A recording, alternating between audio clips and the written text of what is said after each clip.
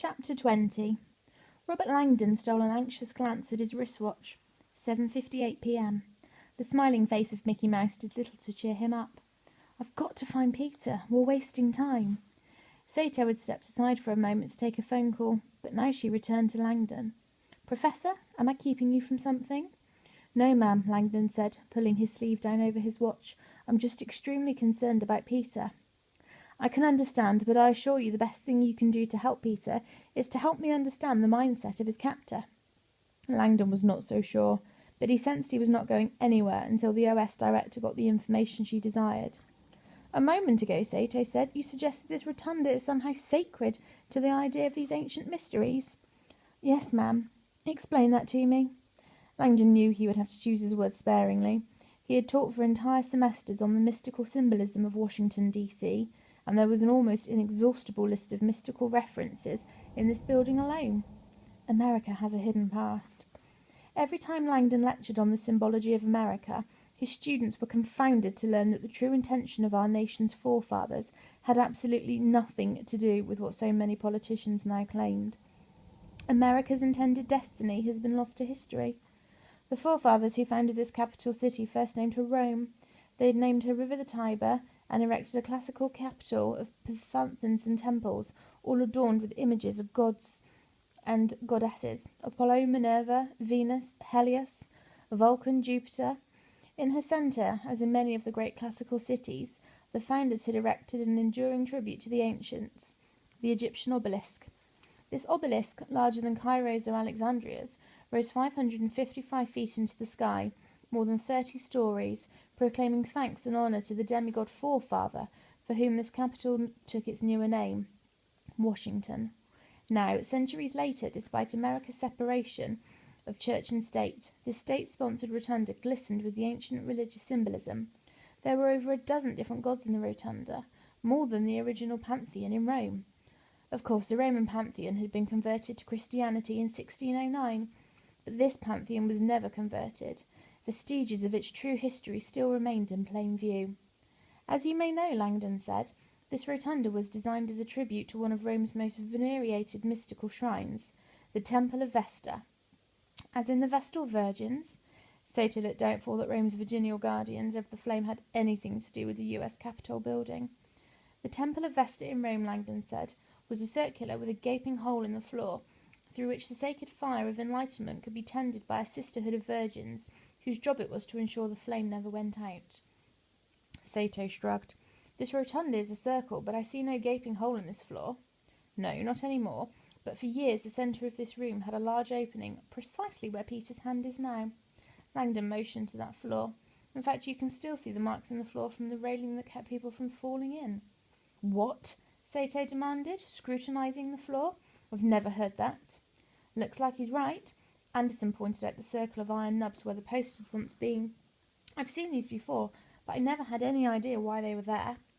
"You're not alone," Langdon thought, imagining the thousands of people every day, including famous lawmakers, who strode across the centre of the rotunda, having no idea there was once a day when they had plunged into the Capitol crypt, the level beneath the rotunda floor.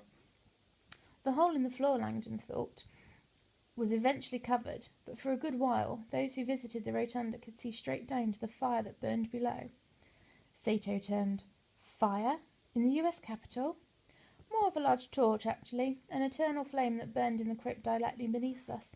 It was supposed to be visible through the hole in the floor, making this room a modern Temple of Vesta.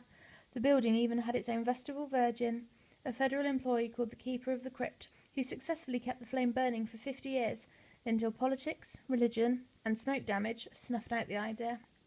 Both Anderson and Sato looked surprised.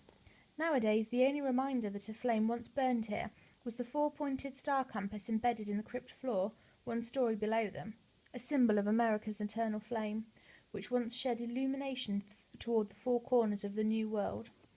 "So, Professor," Sato said, "your contention is the man who left Peter's hand here knew all this?" "Clearly, and much, much more. There are symbols all over this room that reflect a belief in the ancient mysteries." "Secret wisdom," Sato said with more of a hint of sarcasm in her voice. "Knowledge that lets men acquire godlike powers." "Yes, ma'am. That hardly fits with the Christian underpinnings of this country." "So it would seem. But it's true. This transformation of man into God is called apotheos. Whether or not you're aware of it, this theme, transforming man into God, is the core element in this rotunda symbolism. Apotheosis? Anderson spun with a startled look of recognition. Yes, Anderson works here. He knows. The word apotheosis literally means divine transformation, that of man becoming God. It's from the Greek apo, to become, theos, God. Anderson looked amazed. Apotheos means to become God? I had no idea. What am I missing? Sato demanded. Ma'am, Langdon said, the largest painting in this building is called The Apotheosis of Washington, and it clearly depicts George Washington being transformed into a god. Sato looked doubtful. I've never seen anything of the sort. Actually, I'm sure you have. Langdon raised his index finger, pointing straight up. It's directly over your head. Chapter 21. The Apotheosis of Washington, a 4,664 square foot fresco that covers the canopy of the Capitol Rotunda, was completed in 1865 by Constantino Bramudi. Known as the Michelangelo of the Capitol, Bramudi had later claimed the Capitol Rotunda in the same way Michelangelo had laid claim to the Sistine Chapel, by painting a fresco on the room's lofty canvas, the ceiling. Like Michelangelo, Bramudi had done some of his finest work inside the Vatican. However, he emigrated to America in 1852, abandoning God's largest shrine in favour of a new shrine, the US Capitol, which now glistened with examples of his mastery, from the trompe l'oeil of the Bramudi corridors to the free ceiling of the Vice President's room, and yet it was the enormous image hovering above the Capitol Rotunda that most historians considered to be his masterwork. Robert Langdon gazed up at the massive fresco that covered the ceiling. He usually enjoyed his students' startled reactions to this fresco's bizarre imagery, but at the moment he simply felt trapped in a nightmare he had yet to understand. Director Sato was standing next to him with her hands on her hips, frowning up at the distant ceiling. Langdon sensed she was having the same reaction many had had when they first stopped to examine the painting at the core of their nation. Utter confusion. You're not alone, Langdon thought. For most people, the Apotheosis of Washington got stranger and stranger the longer they looked at it. That's George Washington on the centre panel, Langdon said, pointing 180 feet upward in the middle of the dome. As you can see, he's dressed in white robes, attended by 13 maidens, and ascending on a cloud above mortal man. This is the moment of his apotheosis, his transformation into a god. Sato and Anderson said nothing.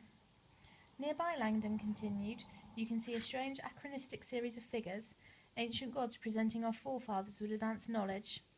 There's Minerva giving technical inspiration to our nature's great inventors, Franklin, Fulton, Morse. Langdon pointed them out one by one. And over there is Vulcan helping us build a steam engine. Beside them is Neptune demonstrating how to lay the transatlantic cable. Beside that is Ceres, goddess of grain and the root of our word cereal.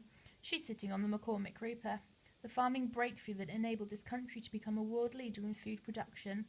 The painting quite overtly portrays our forefathers receiving great wisdom from the gods.